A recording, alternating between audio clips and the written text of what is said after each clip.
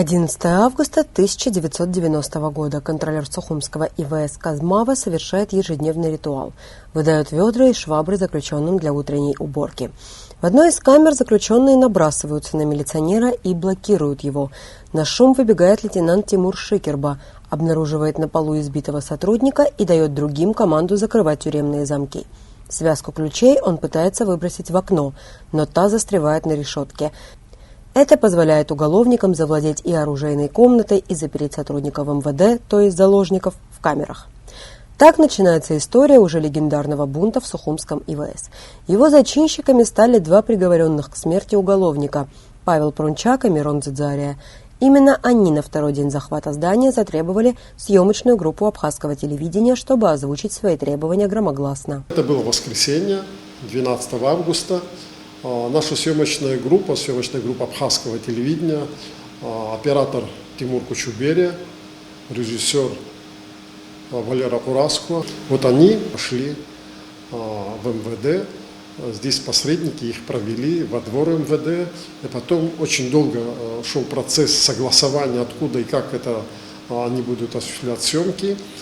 Потом нашли окно, там решетки, соответственно, между, по-моему, первым или вторым этажом они осуществили съемки. Но когда сказали, что вот нужно там кому-то снимать, естественно, мы с Тимуром Кучуберия, который в этом смысле был тогда лучшим оператором, естественно, таким тоже очень бойким человеком, энергичным, умеющим делать свою работу, мы сразу на это дело согласились. Почему? Потому что, во-первых, это же сенсация. Это сенсация. Для нас это было самих интересно. Чтобы какое-то мы испытывали там страх или что-то какое-то там, какие-то опасения, вообще этого не было. Было интересно самим посмотреть и поучаствовать, так сказать, в этом событии. Что интересно еще было, это то, что когда мы сюда пришли, мы прямо там прорвались по лестнице быстренько туда, куда надо, нас провели, все. И мы напрямую встретились с вот двумя организаторами. Это был Дзидзария и Брунчак. Да. Дзидзария, знаешь, со всеми атрибутами такой тюремной жизни. То есть у него такой хриплый совершенно голос, вообще хриплый. Знаешь, просто хрипучий. Вообще даже такой я вот никогда в жизни больше и не встречал. Вот. Потом очень такой, как бы сказать, не скажу, что это был злой такой, да, какой-то тон, но очень был решительный. То есть в этом вся преступная масса, которая стояла, так сказать, в его опыте, за его спиной, да, в этом чувствовалось. И он разговаривал так, как разговаривает человек, который чувствует себя хозяином положения. Брунчак тот крутил пистолет все время. Как-то вот так и сяк, там, перед нашим дулом и так далее. Ну, мы как-то смотрели, но понимали, конечно, что всякое может прийти человеку в голову, но до крайности не дойдет. Мы встретились с Валерием Кураско у самого входа в ИВС Министерства внутренних дел. Когда-то именно сюда он приехал с Тимуром Кучуберия, встретился с захватчиками и их заложниками. Спустя столько лет в МВД не разрешают снимать ни внутренний двор, ни тем более коридоры ИВС. Но именно эти места ассоциируются у режиссера Валерия Кураско с кое-какими достаточно редкими впечатлениями. Мне запомнилось то, что в этом было, знаете, конечно, неправильно, наверное, говорить, но для нас, для телевизионщиков, в этом было редчайшее приключение тех времен. Для нас было это вообще действительно приключение. Понимаешь, вот так все тут происходит. Потом мы же никогда никого не видели, людей, сидевших в тюрьме долго, с как бы своими какими-то представлениями вообще о тюремной жизни и о гражданской жизни. А тут мы увидели, а еще несколько человек туда подходили. Кто-то был там с какими-то наколками, которые, оказывается, на лице прямо говорили о том, что этот человек не совсем порядочно вел себя в тюрьме. Понимаешь? И таким образом, я тебе скажу, по окончанию уже наших съемок, после того, как они сказали, да, вот это напряжение и вот эта их такая решительность, да, довести свои действия до конца, да, она начала нами ощущаться. Сначала мы как-то все это воспринимали как какое-то событие необычное, приключенческое. А потом уже поняли, что, конечно, за этим стоят какие-то решительные действия, естественно, такого устрашающего характера. И, судя по всему, они могли пойти и на крайности. Как рассказывает Руслан Хашик, хронометраж всего отснятого материала был 11 минут. При этом каждый кадр был насыщенный и содержательный.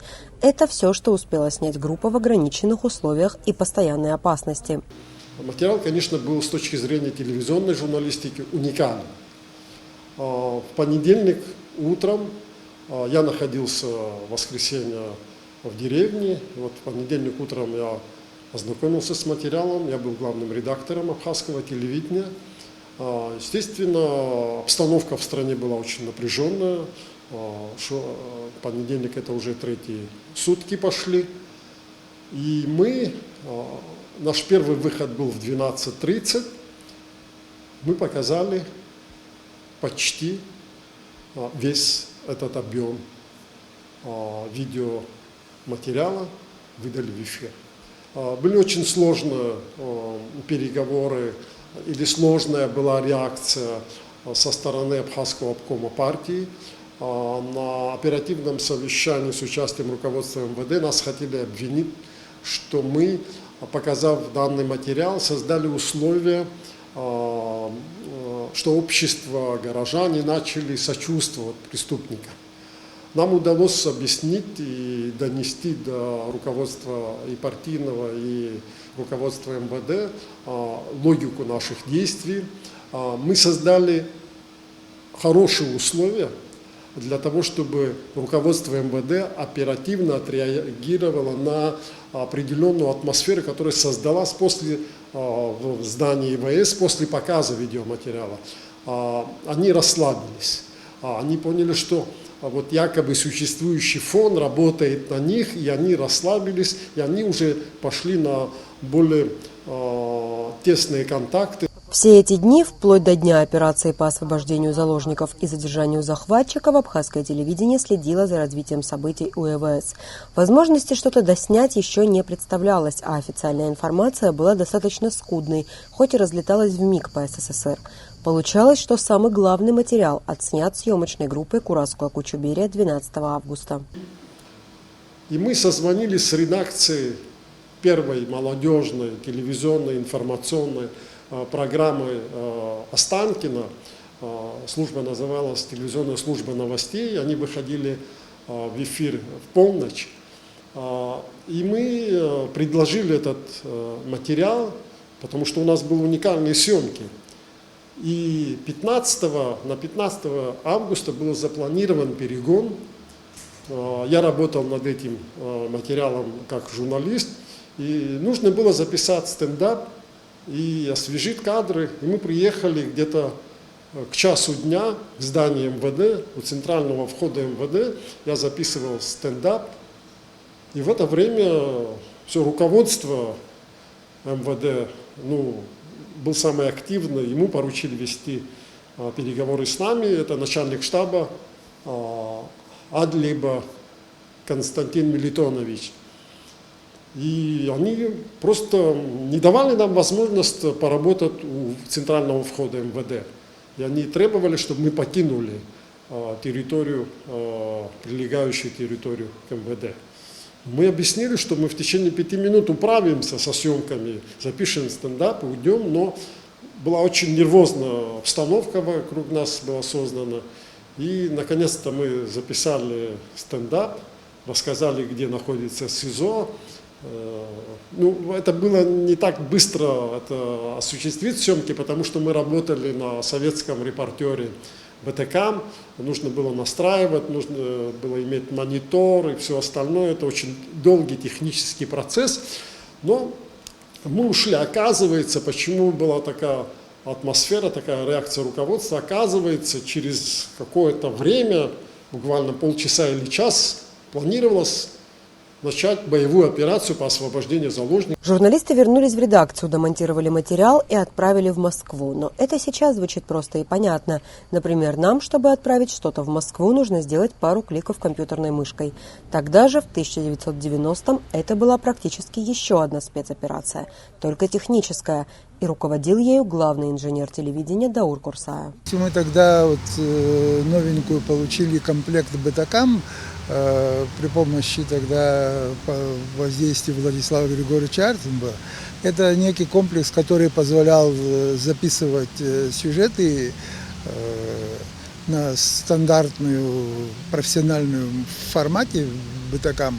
Также монтажный стол и некое устройство воспроизведения и контроля. То есть какой-то элемент профессиональной журналистики, технических средств у нас уже был. И как раз эти события, когда произошли, ребята, наши журналисты, сделали соответствующие съемки, и нужно было... Москва попросила, чтобы материалы были переданы им как можно быстрее.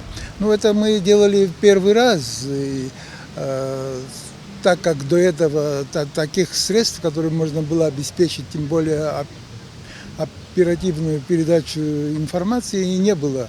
Ведь телевидение тогда было аналоговое, всяких тех новых систем, которые камеры, каким вы располагаете сейчас, тогда и носителей тоже не было. Система еще снабжалась неким монитором для просмотра. Информация записывалась на профессиональную кассету Бетакам формата. Мы это все подняли на телевизионную гору. Там, вы как знаете, наверное, проходил магистраль на Закавказье с Москвы. Эта трасса была, обратный канал, это Сухум, Пицунда, дальше Адлер, Сочи и туда в Россию. И вот Министерство связи и центральное телевидение тогда заказывало канал, и мы пришли на телевышку, и, используя те технические средства, которые были там, и то, что было у нас, нам удалось организовать этот канал передачи. Такого раньше не было, потому что все вещание велось только со стационаров. Прошло всего 1,5 часа с момента, как отснятый материал был отправлен из Сухума в Москву, а силовики уже провели операцию в Сухумском ИВС.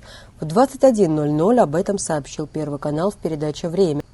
Ну а потом ТСН и журналисты абхазского телевидения выступили со своим материалом. Во время информационного выпуска программы «Время» на Первом канале, тогда на Останкино, было сообщение КГБ СССР об успешной операции по освобождению заложников в Сухумском СИЗО. И в сообщении отмечалось, что в ходе операции были ранены 2, и назывались конкретные имена Прунчак и Дзидзарь. А в действительности Прунчак был убит во время операции на месте во дворе СИЗО, а Дзидзаря был доставлен во 2-ю Сухумскую городскую больницу и скончался на операционном столе. Вот эти новости, которые мы знали после выхода программы «Время» и сообщений КГБ СССР, мы передали в Москву, в редакцию ТСН, как бы с опровержением сообщений КГБ СССР. Тогда, в те годы это считалось тоже как бы сенсация. И самое интересное, телевизионная служба новостей, редакция, они действительно преподнесли эту новость вот в таком разрезе. Я помню анонс в начале выпуска начинался с таких слов: «Бунт в Сухумской тюрьме, есть жертвы». То есть в программе «Время» сообщалось об успешной операции без жертв, а здесь они сообщали о том, что на месте был убит Прунчак, человек, который имел высшую меру наказания, один из главарей вот этого захвата. И наш репортаж вышел в эфир. Ну, для нас он был с точки зрения, вот как это происходило, что нам удалось с точки зрения телевидения, репортерской работы успеть заснять, передать у себя в эфире на абхазском телевидении, передать на телевизионную службу новостей. И это был первый наш репортаж, впервые, когда мы работали с московской редакцией напрямую. 30 лет назад Москва впервые получила кадры из Сухума. С тех пор наши старшие коллеги перегоняли туда самые разные съемки, от военных до переговорных и праздничных. Изменилась техника, изменились возможности. Неизменным осталось только журналистское желание быть первым и бесстрашие. Оно в абхазской журналистике, очевидно, передается из поколения в поколение. Элеонора Гилаян, Раму Камке, Абаза ТВ.